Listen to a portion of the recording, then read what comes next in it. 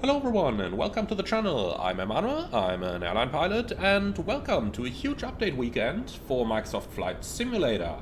Both of our favorite two long-haul aircraft have seen updates, and there is also release information available for those of you waiting for others. So let's go ahead and start at the very beginning, and that's the PMDG 777-200ER that has just been updated to version 0.103. And this update provides quite a couple of changes. Now, things have also changed as to how PMDG is communicating those changes. So you will no longer find the changelogs in the forum posts, at least not entirely and completely. This is the post that Robert has made, but much rather you can find that information directly within the Operation Center 3 now. So let's go ahead and have a look at how you can update your aircraft, and then we'll also go over the changes done. So this is what the OC3 would look like for all of you. Now you can see I've already updated my 200ER, but I'm going to show you on the example of the freighter. So either you can simply hit the update all button on the top over here, and that is simply going to update all your PMDG products to the latest version.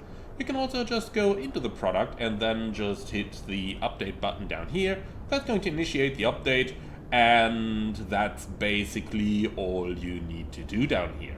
So once the update is complete, you can have a look into the changelog, and we'll do that for the 200ER right over here. So when we go onto the changelog, then we can see what's changed over here.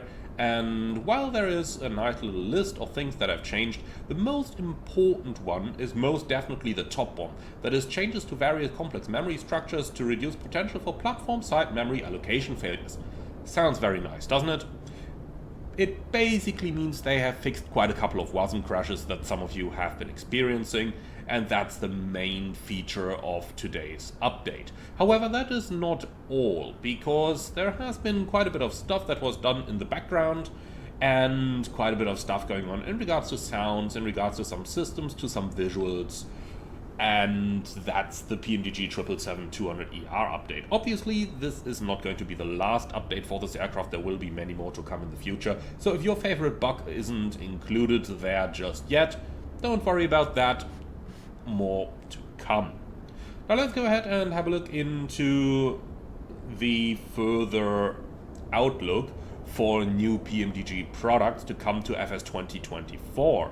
And rightfully so, many of you have asked when they will get their favorite freighter and their favorite longest twin-engined aircraft in the world to the new simulator. And some new information has been given on that part by Robert as well. Quoting out of his forum topic, as mentioned in the update earlier this week, we now have the 777 freighter in testing. The 777 freighter is being updated in 2020 and released in 2024. We are hoping that this will happen in the coming week, but confidence in that will depend upon how testing progresses this weekend. Stay tuned. The 777-300ER will enter into testing this weekend, and we are hoping for approximately a 10 to 14 day testing cycle before it will also release for 2024 and be updated in 2020. The 777-200LR, new product here guys, should go into testing by end of May, and we are hoping to see that one released by end of June. So that's your little update there. The freighter should hopefully come next week, the 200ER a little bit later, within 10 to 14 days, and then the 200LR by the end of the month, which is exciting news for those who want to see the fleet completed. Now, obviously, as mentioned in previous updates, the freighter and the 300ER will be free updates to the new simulator. There will not be any cost involved in bringing those, or in getting those if you already own the 2020 version. And the 200LR is going to be a dedicated separate product. So, with these exciting PMDG news out of the way, let's go ahead and have a look into a huge update for the Inibuilds Airbus A350 that's also just released this. The A350 has been updated to version 1.0.9, and as always, you can download the update through the Ini Manager. Now, this update focuses on refining core systems while layering in new levels of visual and operational realism. Now, let's go ahead and have a look into some of the things that have changed. One of the main points here is V-NAV. So Inibuilds has completely overhauled the V-NAV system, which now follows the calculated profile better, not skipping height in turns, meeting speed limitations and arriving at altitude constraints correctly. In addition to that, they also have 3 new features, and those are features that I really like. Now the first one is a fairly easy one, that's the estimated takeoff time function in the FMS. Now that's used for predictions in the pre-flight phase, and personally on the A330, where we have that function as well, I do use it just to see if we are going to arrive on time, provided that we take off at time XYZ. This is quite a good thing in terms of delay management and just managing your expected flight during the pre-flight procedure, especially when the boarding is taking longer than expected.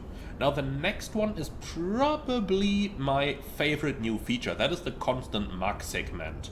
And basically it allows you to program the aircraft to fly a specific Mach number between 2 dedicated waypoints. This is something that you use on pretty much any Atlantic crossing, and this is the one thing that's been missing from the aircraft so far that prevented me from doing a proper oceanic crossing tutorial with the aircraft. So this is a feature you use pretty much for every single one flight, and I'm going to show you the details in a dedicated separate video. Now the third one is a very nice little feature as well that is available on the A350 as an option in the real world, and that's the continuous descent approach option. Now let's talk for a second about what exactly that means. A continuous descent approach means an approach where you don't fly level for more than 2.5 nautical miles. This is a legal requirement in many airports around Europe for noise abatement reasons, because it is simply quieter if the airplane is higher for a longer time. However, the default Airbus V-NAV logic is that the airplane basically flies you down to altitude, levels you off, and then lets the speed bleed out. This is different, for example, to a Boeing V-NAV, which would combine the speed reduction and the descent segment, as you can see, for example, in the 777 or the 737. So the Boeing thing basically complies with the legal requirement already. The Airbus thing, well, let's just say has room for interpretation. I don't think any regulating authority currently would create a mess if someone just follows the Airbus V-NAV profile, but technically speaking, there's something to it. Now, Airbus obviously took note of that and therefore have developed the continuous descent approach option. And this basically changes the V-NAV profile, so the pseudo waypoints for the deceleration and flap points, to decelerate the aircraft to be at V-approach by 1000 feet in landing configuration. So it optimizes the descent path by reducing the level of segments and using idle thrust whenever possible. So functionally, this computes a continuous descent profile, provides the pseudo waypoints on the ND and flight plan pages for flap extension and landing gear deployment and deceleration, and prioritizes vertical profile guidance. So there are a couple of nice screenshots available in the Inibuilds forum that I want to have a look and explain for you guys over here, and this is what it looks like. So the first one up here is the constant Mach segment. So over here you can see we've got a restriction to maintain Mach 0.70 at the waypoint Tinku. And if you have constraints selected on your EFIS control panel, which is the case over here, then you will see those restrictions. And what the airplane is going to do now, you can see on the left side here, you can see on the left side over here, it is flying around about Mach 0.75-ish as a target, and when it reaches Tinku, it's going to decelerate towards Mach 0.7 and then simply maintain the speed.